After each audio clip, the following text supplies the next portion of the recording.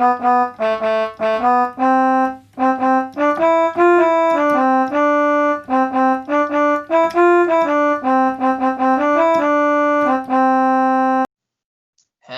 everybody and welcome back to Everything About Cricket, the podcast. I'm Freddie. And I'm Oliver. And on today's episode, we're going to be talking about, we're going to be briefly recapping the Pakistan-New Zealand second test and the South Africa-Sri Lanka second test before talking about the first half of the Australia versus India third test, as well as, of course, Name the Cricketer and Are You Better Than a Big Bash Umpire? The two pinnacle points of the episode. Yeah. It's currently 2-1 to me in Name the Cricketer. Freddie, you're going to need some points today. I'm going to need to pull something out of the bag. I think I might need a 3-pointer, which knowing me is 99.9% chance of not happening. So yeah, not looking good for me. Yeah. So first, shall we talk about New Zealand? Yes, but I just want to quickly mention the Ireland versus UAE match, which was very thrilling. Went down to the last few overs, actually. But went down to the last over, 49 overs bowled. UAE chased down 273 for only 4 wickets lost. Yeah, 2 of them scored hundreds, didn't they? Yes, Mohammed Usman, one, and then Rizwan, the other. So 2 great innings there. Again, with Ireland, they only lost 5 wickets for their 269. Paul Sterling. He's definitely got to be one of the strongest players or the strongest in the side. Yeah. Val Burney scored 50, but apart from that, a few 20s here and there. But yeah, pretty good game all round. They're both 2 teams who are trying to get into the next World Cup in both T20 and ODI, trying to qualify. Yeah. So it's always entertaining to see those 2 teams battle it out. Yes. So now to New Zealand for their second test against Pakistan after they won the first in dramatic fashion. Mm-hmm. This second test was slightly less dramatic. It was completely the opposite, really. Yeah. I mean, New Zealand 650 something for 6. 659 declared. Yeah. Pakistan batted first. They got 290-ish. Mm-hmm. Yeah, which looked like an average score on the ground, really. Yeah, so it was a fair effort. Yeah. Kyle Jamieson got 5 wickets. Yes, he did, performing very well once again. Indeed. But then, just as you thought Pakistan were in with a chance after getting 290, New Zealand batted. Yes, that's what happened. Kane Williamson got just under 59 runs less than the whole of the Pakistan lineup. 238, wasn't it? For yes, Williams? It was. Interesting fact about that, it was the first time anyone has ever scored exactly 238 in an international cricket match. Wow. Bit of a cool fact there. Yeah, the lowest number that had never been scored before in international cricket. Wow. I saw that on Instagram. Then Henry Nicholls also got 150. Yes, followed by Mitchell. Yeah. Henry Nicholls had also scored 100 against West Indies, 174 when Williamson was absent. So he's also had a great summer. Yes, he has. And then Daryl Mitchell finished with 102, I think, his first ever Test 100. So yes. Big them. Big moment for him. Sorry. Yeah. It will be interesting to see if he stays in the team when Colin de Grandhomme's back, because they pretty much have the same role. Yeah, they do, but you've just got the experience of de Grandhomme, haven't you? Yeah, I think he would bowl more as well for New Zealand, so I imagine he'll come back into the team. Yeah, but the bowling lineup from Pakistan, I mean, it's normally a very strong one, but they couldn't really do much, I don't think. Yeah. With the class which is in. Kane Williamson was well, he was Kane Williamson. He was incredible. Yeah. I watched him. He hit 3 boundaries or 4 boundaries in a row, I think, off Shaheen Afridi, and 2 of them were on drives. One was a pull shot, and the other was a cut or something. It was just, he scored his second 50 to get from 50 to 100 off 35 balls. So I think, and not playing it like particularly aggressively, really. No, his strike rate was 65, which is a good strike rate, really. So no, not over the top, but not too defensive. So it was just a masterclass. What sort of touch Williamson is in. And then the third innings for Pakistan.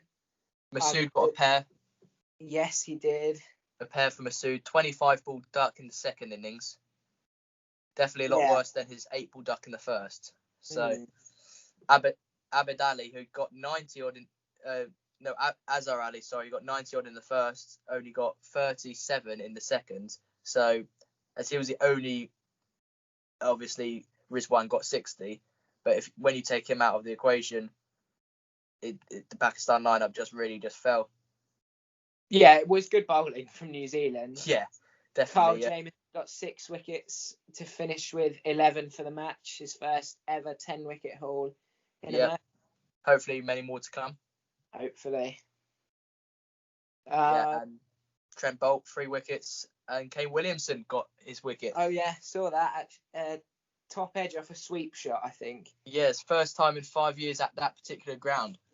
Lovely. So there's nothing he can't do, is there, Captain Kane? No. Double. I bet he could keep. Not enough for him. He's a great fielder as well. Bowl. Yeah, do everything. But that really sums up New Zealand, Pakistan, doesn't it? New Zealand unplayable. Pakistan just unfortunately are the ones playing them. You wouldn't want to be in their shoes. So no, they were without Babar Azam as well. Yeah. So for any team to be missing their star batsman and coming up against that sort of bowling attack, it's going to be tough. Now I saw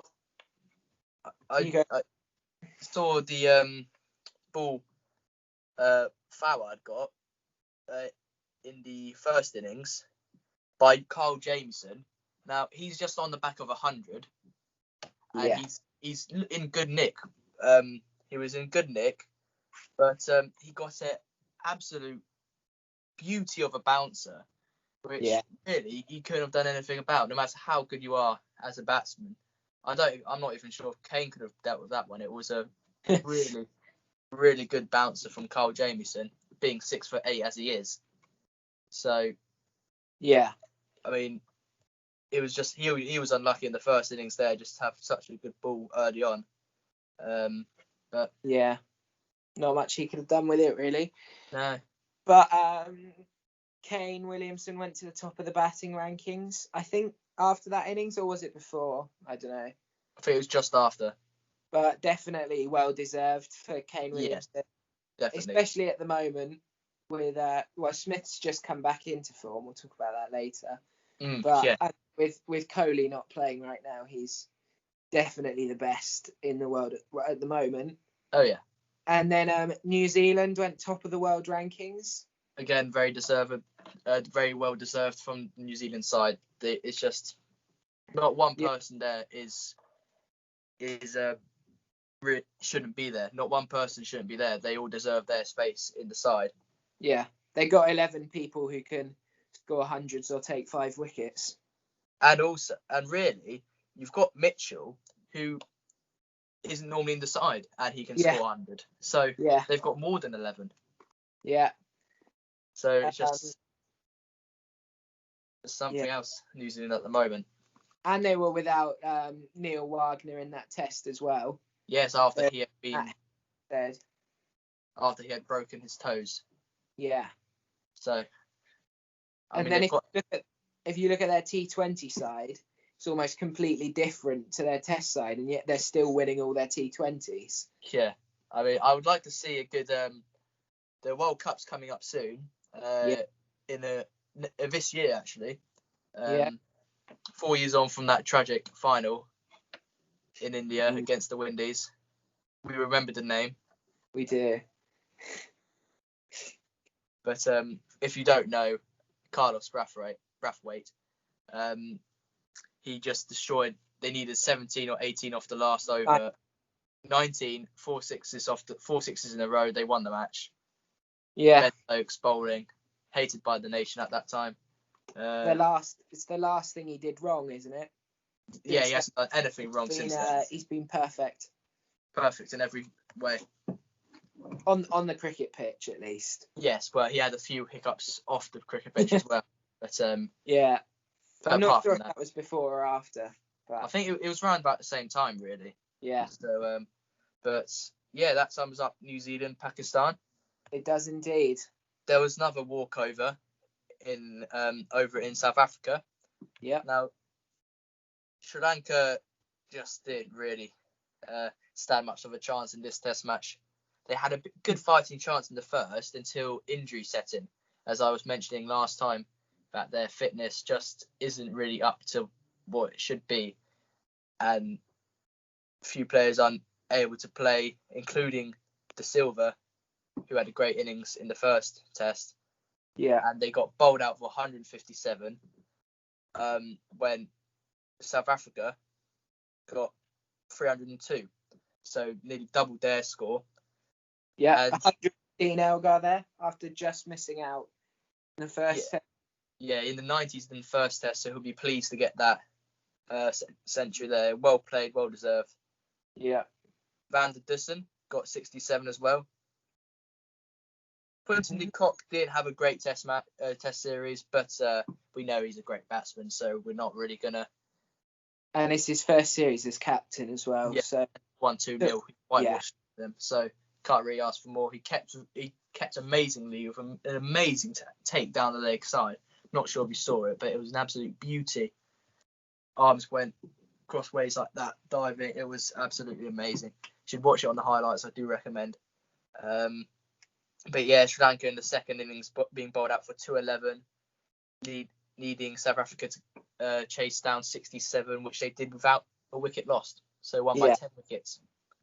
So one positive for Sri Lanka though would have been Karunaratne scoring 100. Yes, he definitely. In the second innings, was it? It was in the second innings. A very well played innings. Strike rate of 80.46. So very positive. Bring out the shots, but he was the only form of resistance really. Dick Weller, the next highest scorer at 36, but that was very good for the captain. Definitely. And I think after our discussion last week of who Rabada was going to come in for, he didn't end up playing, did he? I don't think. No, he is not. No, he didn't play. So we were discussing available after all. No, after all that discussion, didn't matter. Yeah. But South Africa, they can be very happy with their bowling attack.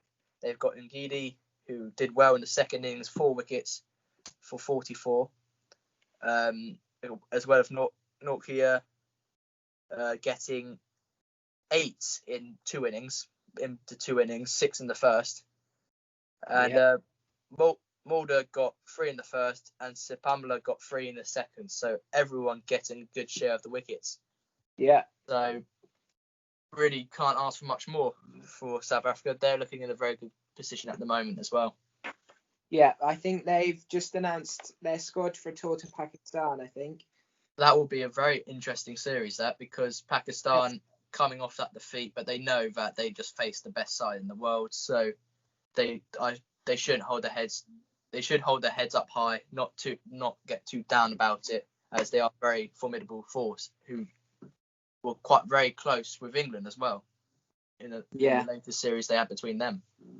So yes, I think that sums up the two other Test matches. Yeah, that's our first topic done.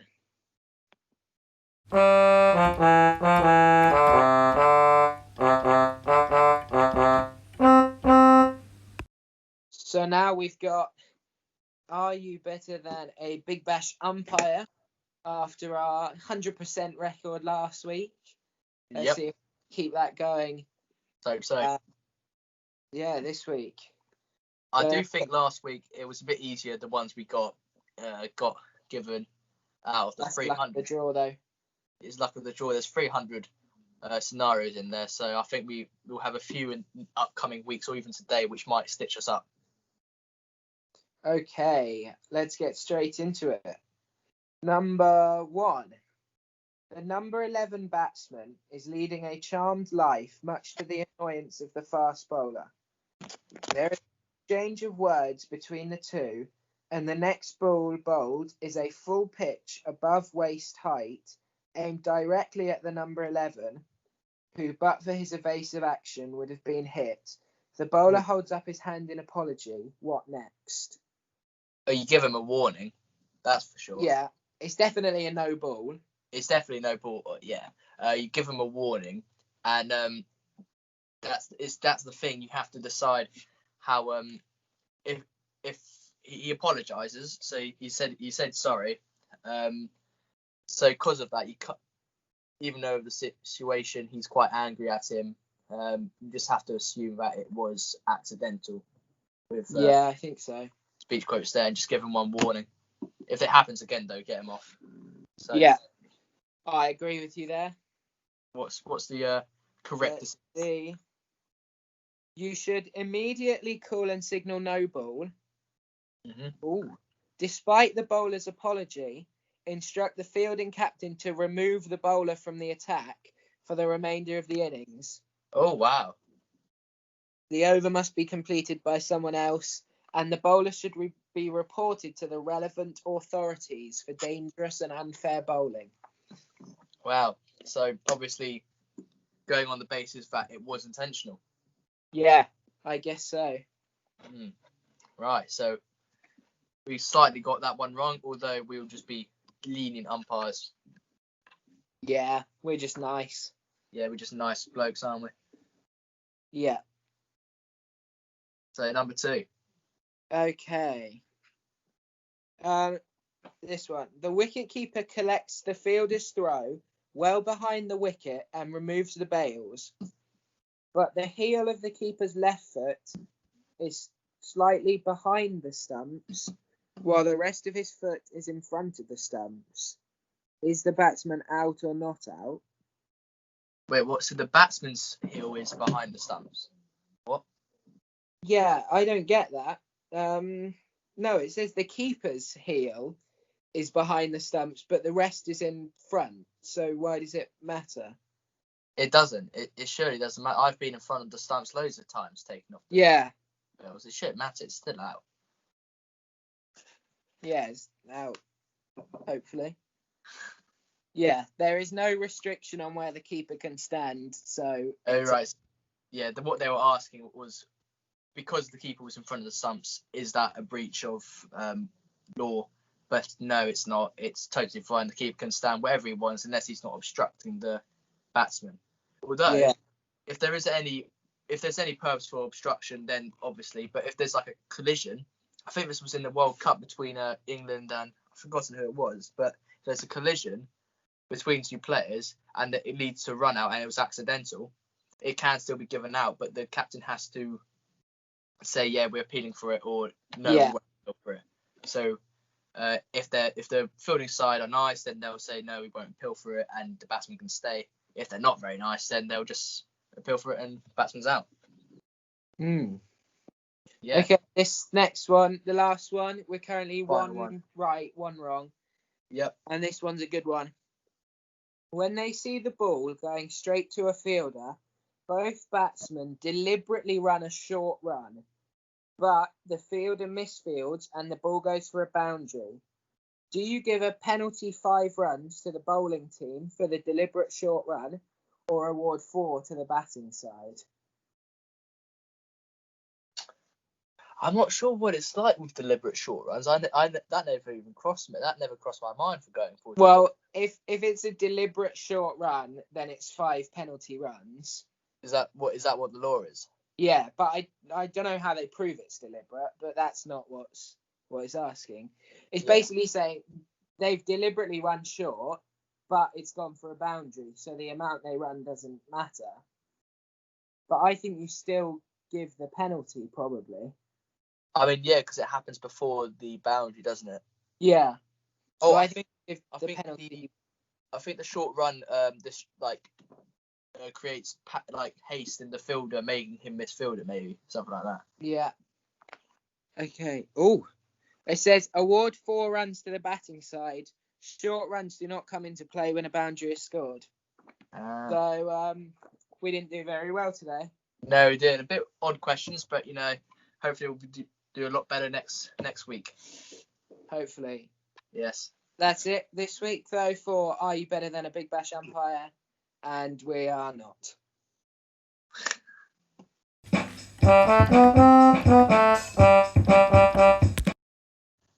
Hello and welcome back to Guess the Cricketer.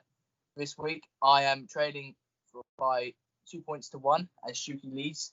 It is his turn to put a cricketer to me to try and guess. Now, I think Shuki is aware of my inferior level of names with former cricketers, so all current cricketers really.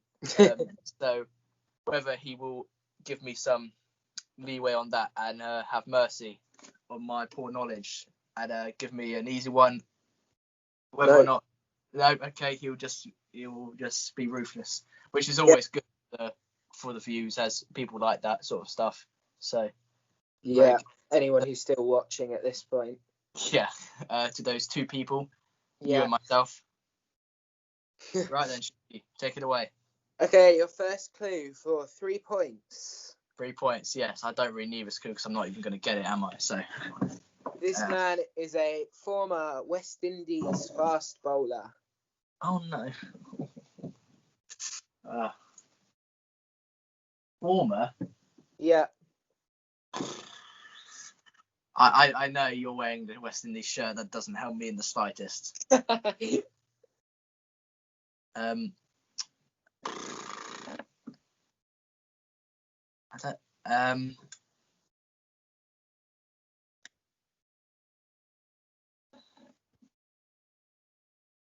Are you just searching up to make sure he's dead or not? No. He's definitely alive this time. Definitely alive. Definitely. I'm just gonna go for one. Although I'm not actually sure if he's alive or not. Go for it. I'm just gonna guess a random West Indian fast bowler, even though I don't know that many. Ambrose. Is it Ambrose? It is not Ambrose. Is he still alive? I hope so. Yeah, I think so. Good. Okay. So I just guessed it. Second clue for 2 points. This man's nickname was the Whispering Death, and he's currently a Sky Sports commentator. Oh no, I don't know his name. Oh my God, I don't know his name. I know him, but I can see him now. I see his face. I remember he did the West Indies England series. Yes, he did. He did that. He does all the England series. I don't know his bloody name. Oh no, I know it is, and I need these 2 points. Does his face look like that? Yes, it does. Thank you, Shuki, for just rubbing that in. I've got a picture of this person in my room. Just showed Freddie it. Oh gosh. Just to taunt him a little. Oh my gosh. Do you want the third clue? Well, that doesn't help because I know who it is. No, the third clue might help. No, it won't help because I know who it is, but I just can't remember his name. Trust me, the third clue will help. Yeah, sure it will. Yeah, definitely. Okay, do you want it then? No, I don't want it. I'm gonna try and remember his name for my great memory bank, which I definitely have. All right. Fine. Okay, I'm just gonna go and search him up real quick. No, you can't cheat. Why not? Look him up. Well, because it's cheating. Is it? Yeah, and everyone will know. That's just a joke. I would never actually cheat. So he's still alive. I know that. That helps.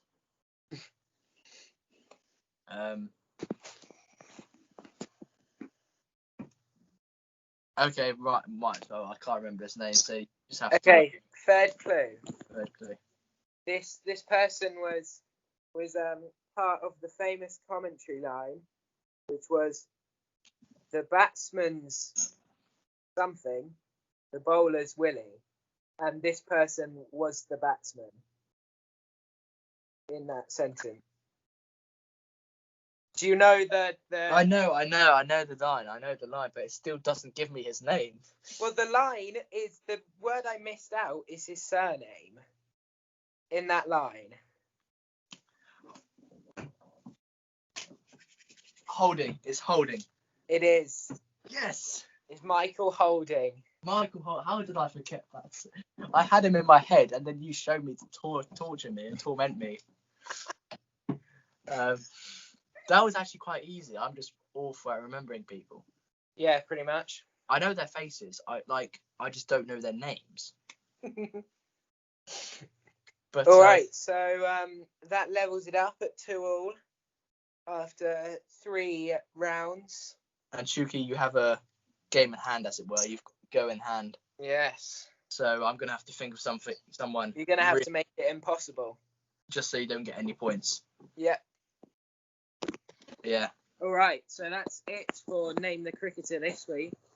Join us next week where I will be trying to regain my lead. And now we go on to the main event this last week, which is the third test match between Australia versus India. Series evenly poised at 1-1 coming into this third test match. Yep. Australia made 2 changes. Warner coming in for Joe Burns. Yep. And Puckovski coming in for Travis Head. And then with Wade moving from opening to number 5. What do you think about that decision to drop Head, Shuki? Yeah. I think if you were going to drop anyone from the Australian team, it would be Travis Head. And now that Puckovski scored runs, I think it seems like the right decision. Yeah. But it's quite hard to think about. But if he had got sort of 2 runs in the match, like 1 in both innings, yeah, then I think a lot of people would be questioning the decision a bit more. Because although Wade isn't an opener and hasn't really played like an opener, he's still scored runs this series. Yeah, he scored about a minimum of 100 already. Yeah, he didn't play well this in the first innings. He got out in a really poor way, charging down the track, head all over the place, top edge. The opposite to Test. Yeah. Imagine. Yes, he's a positive player, but he needs to have some balance. But he has scored some runs. So. Yeah. And then India had, I think it was just the 1 change because Umesh Yadav was injured. Yep. So Navdeep Saini, or Saini, I don't know how you pronounce it, but he came into the squad for his debut. And got 2 wickets. Yeah, he was all right. He was quite expensive though. Yeah, his run rate 5 for so he bowled 13 overs and went at exactly 5 and over. So very expensive compared to everyone else going at 3 2s. Yeah. But, so I think out of the replacement bowlers, Siraj and Saini, if you're going to keep one of them for the long term, I think Siraj was definitely better than Saini was on debut. Yeah, definitely. But India, whilst you're on the topic of injury, not looking for it at all at the moment, is it? No. Today in the third day's play, Jadeja and Pant both went off with hand injuries, I think, both of them, during their batting innings. Jadeja has, in sort of the last hour or 2, has been ruled out of the rest of the series. Which is not very good. He was bowling very well, 4 wickets, and a run rate of not even 3.5 economy. So yeah, he bowled very well, and it's going to be a big blow to lose him. And he batted well in this series as well. Yeah, he has. He has batted pretty well. He got 28 not out in the first innings for India. and he got 50 in the last test. Yeah, so a big person being lost there. So Australia will be very happy or very pleased about that. Yeah, and it means India will be one bowler short as well in their second innings. Yep. So unless they could bowl Vihari a few overs of spin to make up for it if they need to. And then Rishabh Pant, I don't think anything's been confirmed as of yet, but he's not keeping so far in the second innings. So that's good, basically. No, I think he had gone to hospital for scans and stuff, and I don't think they've got the results back yet. Right. But yeah, Saha had taken over the gloves in the second innings, which could actually be better for India after Pant's performance in the first innings. Yeah, wasn't a very good one. No, dropped a pretty routine catch off Ashwin, which would have got Puckovski out earlier. And then there was the one running back where there was a bit of, no one was really sure if he had caught it or not. Again, Puckovski, but he hadn't caught it. And then there was a run out opportunity where I forget the fielder, he slipped but managed to get it back, like chipped up to the man behind him who threw it in, and Pan just didn't really seem bothered. He just let it hit him, and it would have been very close. I think he was in, even if Pan had took the bells off, but it would have been quite close, and he just didn't seem bothered. Yeah. I just not sure about whether he, even if he isn't injured, whether he's a good choice as the keeper. Yeah, I've seen a couple of people have said that they could do what England have done and what Australia have done to an extent, and play two keepers, but one of them is just a batsman. Maybe give Saha the gloves, because although he did that very well in the first test, it would still strengthen the tail over one of the bowlers, especially now with Jadeja out.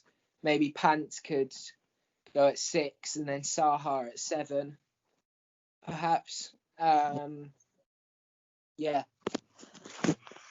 So, and then just look as a specialist batsman. Yeah, so maybe just copy almost the style of England and Australia. Yeah. But it's looking good for Australia in the first innings now. Congratulations to Will Puckovski, got a 50 half century on debut. And looked very good for it. Very good. Playing straight. Very compact, very composed. Yeah. So, yeah. He also joined in on the calling with the no runs, which was great to see. Not just Labuschagne and Smith. Should we talk about Labuschagne and Smith? I think they both played amazingly with their innings. Labuschagne 91 of 196. A bit disappointing. He would be very disappointed that he couldn't convert that to 100, but he played very well none the least. Steve Smith, 2 test matches where he didn't score at all. I think he got 10 runs in 4 innings in the first 2 tests. That is not like Steve Smith at all. And I'm very pleased that he's back at his best, because he just looks really you couldn't really bowl to him, and that's what Steve Smith is like at his best. You can't bowl to him. So he was run out. So you can't do much to him when he's batting like that, and anyone really would love to see him back like that. So except Indians. I'm not even sure if they would mind it really. But great innings, 131 of 226. And he looked pretty happy when he got to 100. Gave a big celebration. Very, very happy. Which is fair enough. Yeah, definitely. But I think it would have taken a lot more. I think he's solidified in the team. He has been for the last 5 years. Oh, yeah. But he just really he didn't want to start that last 2 games affecting him for the future. So and go into a bit of a downward spiral, and he's really done that well to avoid and yeah, it's brilliant innings. I think it was that shadow batting in the hotel room. I do think so. He basically, if you didn't hear, Steve Smith, fully in white's kit, padded up and just went shadow batting in the hotel. Yeah. With the big bash on in the background. Yes, obviously. But yeah, and Labuschagne, again, great innings. He's doing it again in the second innings as well. The two of them are together now. Labuschagne's passed 50, hasn't he? And Smith is on. No, Labuschagne's on 47, not out. Oh. So nearly there. Yeah. But Labuschagne, there's a big in the first innings. His average is around 80 for first innings matches, and only about 30 for second, and it levels out for 50 average as he has. But I think he'll do him a lot of good if he can. Definitely try and convert this to a 50 because he's got 2 40s in the series. So if he can convert that, and definitely 100, I think it would be very beneficial to him in the series. Maybe not this innings, but definitely in the series. But India currently, Australia leading by, they fell 94 short in the first, and they are 197 ahead Australia. So how much would you say from this lead they should go and get on top of that? So they're on 197 now. How much more would you say is a comfortable amount to leave them enough time to bowl them out? Yeah. So there's 2 days left in the test. Yeah. I think probably they'll bat as they would normally in the first session. Yeah. Especially as Smith and Labuschagne like to, Smith especially likes to score. So with them two batting normally, they can go around 3 and over. That gets them about 100 more runs in a session. And then maybe in the second session of day 4, get some of the more aggressive batsmen like Wade, Payne to an extent. Maybe drop Green a bit, depending on how long Smith and Labuschagne bat for. Drop Green a bit or just send them out just to try and hit. But I think if they're still in by the end of lunch, it'll be they are capable of hitting ball out into the stands. Yeah. So if they get in, then if they're on about 80 odds each, then definitely just tell them just to start for it because they'll have their eyes in. But I think that's a good tactic they'll go for, and then leave the third session to try and get a few wickets. Yeah, and maybe try and score 200 more runs maybe in the first 2 sessions. I'd say that's a good target because then they'll have a lead of nearly 400 lead. So that'll be a very good scenario for them. And then they'll only need to take 9 wickets in the second innings with Jadeja out. Yes, only unless 9.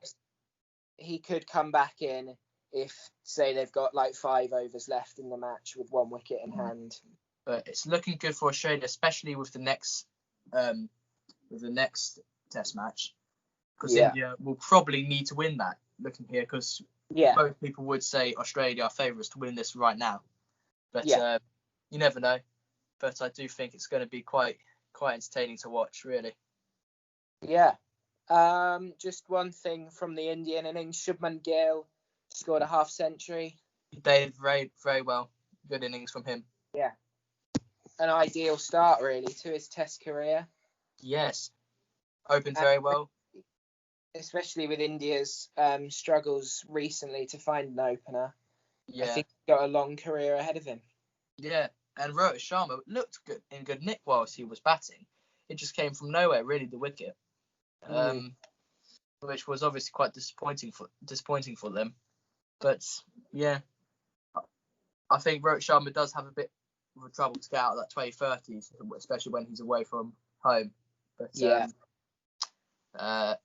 still a great player, and you'd rather take those 26 runs than Agarwal's 5 runs.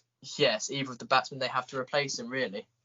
Yeah, and then there were 3 run-outs in the innings, which is definitely rare in Test cricket. I can't imagine it happens often. No, I mean, it's something you really don't want. you want to be able to fight for as hard as you can for each wicket you can. So giving it away like that, you can understand it in Steve Smith's case because they were last wicket down. He wanted to take as much strike as possible, runs as possible, so push and try and get a big total. But in the India innings, for batsmen who was run out, it was Vihari, who bats number 5. Yeah. And then at number 7, Ashwin, and then Bumrah got so. But still, 3 is definitely too much. Yeah, but it shows that Australia are on it in the field, whereas they weren't so much. Maybe in the second test, they dropped a lot of catches. Definitely on it. Yeah, so Australia on top with 2 days left.